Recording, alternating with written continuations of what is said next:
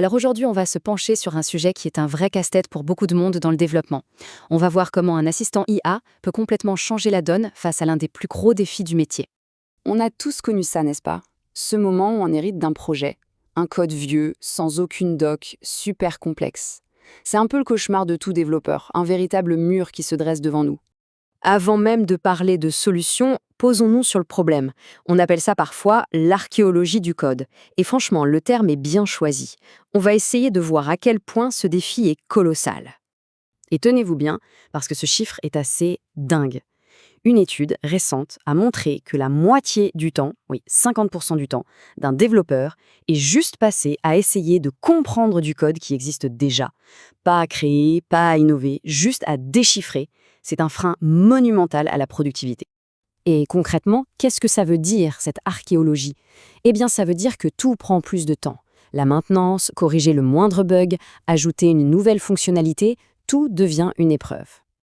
Ok, on a bien cerné le problème. Maintenant, imaginez un instant. Et si, au lieu de galérer seul, on avait un coéquipier, un expert qui connaît cette base de code sur le bout des doigts, disponible dès le premier jour? C'est là qu'on va parler de Cody, l'assistant contextuel. Voilà, c'est exactement la promesse de SourceGraph Cody. Ce n'est pas juste un assistant de code, c'est un outil qui a été spécifiquement pensé pour avoir une connaissance vraiment profonde de tout le projet, de tout son contexte. Et c'est ça, la différence fondamentale. La plupart des assistants IA sont excellents pour aider sur le fichier qu'on a sous les yeux. Ils complètent le code, c'est super. Mais Cody, lui, il a une vue d'ensemble. Il ne regarde pas juste un arbre, il voit toute la forêt. Sa force, c'est sa connaissance globale de tout le dépôt de code. Bon, la théorie c'est bien, mais voyons concrètement comment ça marche. On va suivre le parcours typique d'un développeur qui débarque sur un projet hérité et voir comment Cody s'intègre dans son travail au quotidien. Alors, mettons-nous dans la peau de ce développeur. Il doit travailler sur un vieux script Python qui gère un inventaire. Il ne l'a jamais vu de sa vie. Son parcours va se dérouler en 3 grandes étapes. D'abord comprendre, ensuite améliorer et enfin documenter. Première étape, donc, la compréhension. Plutôt que de passer des heures à lire chaque ligne, à essayer de deviner l'intention du développeur d'origine, eh bien, on va simplement poser la question à Cody. Explique-moi ce bloc de code en des termes simples. C'est direct, c'est efficace. Une fois qu'on a compris, on passe à l'étape 2, l'amélioration. Là, on va utiliser des commandes super pratiques.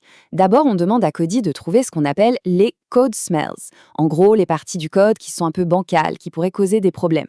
Et ensuite, le truc génial, c'est qu'on peut demander de générer des tests unitaires. Ça, c'est le filet de sécurité qui garantit que les modifications ne vont rien casser. Et pour finir, la 3e étape, la documentation. Pour éviter que le prochain qui passe par là se retrouve dans la même galère, on utilise une autre commande toute simple. Documente ce code. Et voilà, Cody génère une doc claire et propre. Le cycle de l'archéologie est enfin brisé. Ok, on a vu le comment. Maintenant, parlons de l'art de la chose. Comment bien parler à l'IA? Parce que oui, utiliser l'outil c'est bien, mais pour vraiment en tirer le maximum, il faut maîtriser l'art de formuler ses demandes, ce qu'on appelle les prompts.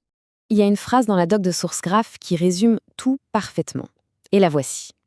Traitez Cody comme un nouveau membre de l'équipe qui ne connaît pas votre base de code. Tout est là. Il faut lui donner du contexte, exactement comme on le ferait avec un nouveau collègue. Regardons ça de plus près. La différence entre un bon et un mauvais prompt, c'est le jour et la nuit. Demander « améliore ça », c'est beaucoup trop vague. L'IA ne sait pas ce que mieux veut dire pour nous. Par contre, si on dit « refactorise ça en utilisant des fonctions pures et l'injection de dépendance et montre-moi la différence », là c'est précis. On donne des instructions claires et le résultat est bien meilleur. Et petite astuce pour aller encore plus loin, on peut utiliser les @mentions. C'est comme sur les réseaux sociaux, on peut mentionner un fichier ou même une fonction spécifique directement dans le chat. Ça permet de donner à Cody un contexte ultra précis pour qu'il sache exactement de quoi on parle. Bon, on a vu le comment, on a vu les bonnes pratiques, mais au final, qu'est-ce que ça change? Quel est l'impact réel sur la productivité et la manière de travailler au quotidien? Eh bien, l'impact, il est vraiment concret. L'intégration de nouvelles personnes sur un projet se fait beaucoup plus vite, on passe beaucoup moins de temps à faire de l'archéologie, la qualité du code s'améliore parce qu'on peut créer plus de tests plus facilement, la doc se fait presque toute seule, et au final, les études montrent que ça peut faire gagner en moyenne 5 à 6 heures par semaine. C'est énorme. Et tout ça, ça nous amène à une question de fond, une réflexion un peu plus large. Est-ce que le métier de développeur est en train de changer ?